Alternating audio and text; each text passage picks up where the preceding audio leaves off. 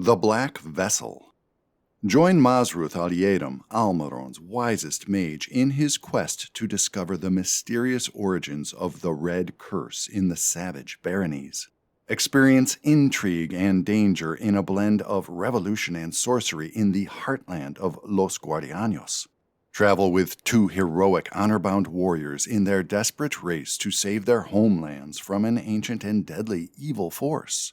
The discovery of a cursed statue buried deep within an ancient silver mine in Almaron becomes the focus of sinister intrigue and arcane research.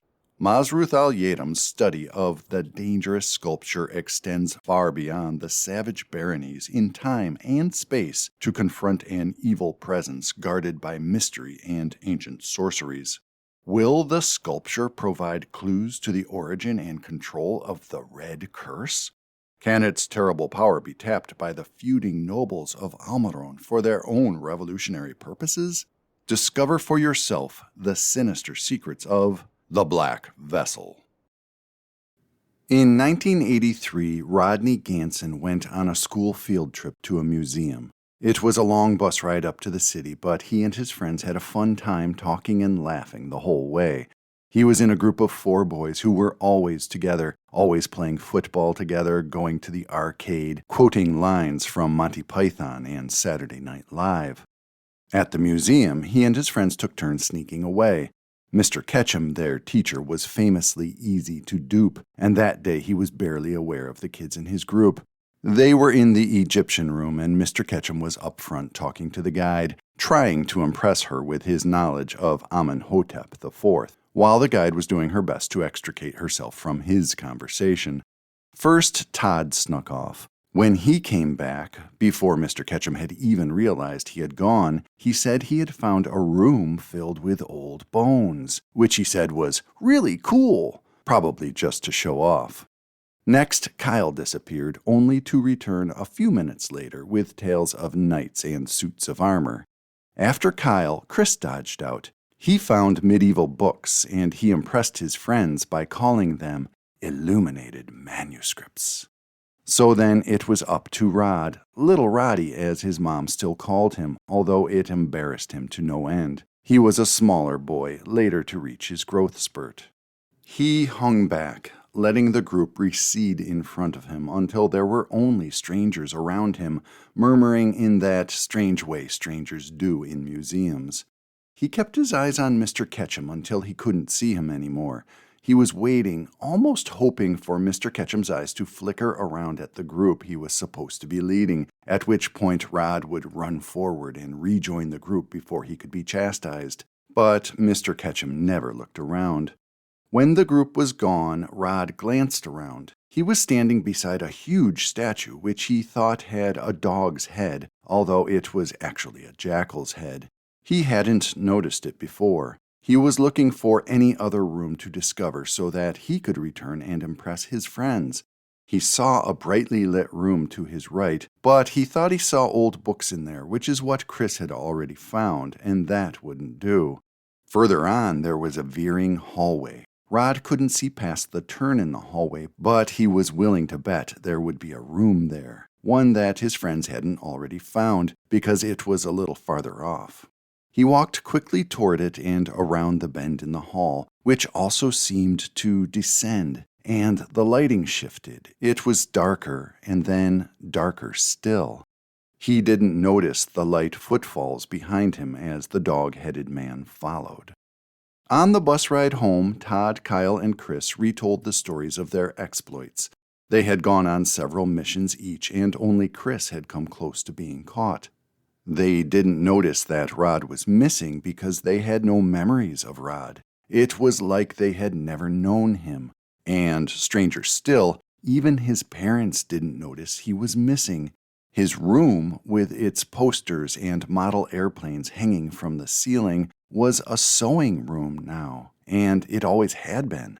Mr. and Mrs. Ganson had never had any kids. So here's the strange thing that has happened most recently here in Stone's Way. Rodney Ganson has returned, and none of us even knew that he was missing. But that's not all, and, well, here's the thing. Rodney is a bit odd looking now, almost like an insect or a spider, but a man. And he seems older than he should be. He was 12 in 1983, so he should be in his 50s now, but he looks 80 or 150. He says he has been away serving the weigher of hearts, whatever that means. He has lived long, he says, much longer than 150 years, and far more than we can comprehend. He says he served his internship by sitting at graves for thousands of years, sitting at graves, protecting the bones beneath from desert dogs. But more recently, he has seen souls, he says, countless souls, endless parades of souls, the shades of men, women, and children on their way to be weighed, and it was his job to carry their hearts to the scales. He sighs, quoting Monty Python, but not very comically. I fart in your general direction. He warns us.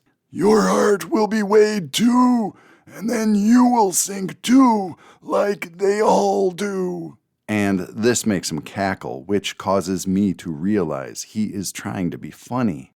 He tried to return to his childhood home. His parents are still alive, in their 80s, looking younger than him, but they refused to let him inside. They didn't believe him when he said he is their child. He stood at their door for a long time. At first, he tried to reason with them. He told them things about themselves only he could have known. Then he told them things about himself they should have known. Then he begged. He cried out, Mom! Dad! But they refused, and so he stood silently for all of one night and then another at their door. He could do this because of his experience sitting on graves for so many nights, for so many thousands of years. Finally, he walked into town, where he rented a room at the YMCA for 3 months, which was what one of his gold pieces was worth. So now he comes to Sales every day for breakfast and dinner. Sales is our local diner. Early on, I tried to be friendly with him, but he only scowled at me. It was only after a few weeks that I broke through. He was just finishing his dinner when I said to him, Better get a bucket. He stared at me for a long moment, so long actually that I thought I had misremembered my Monty Python, but then he laughed, very quietly, even shyly at first, before he started guffawing.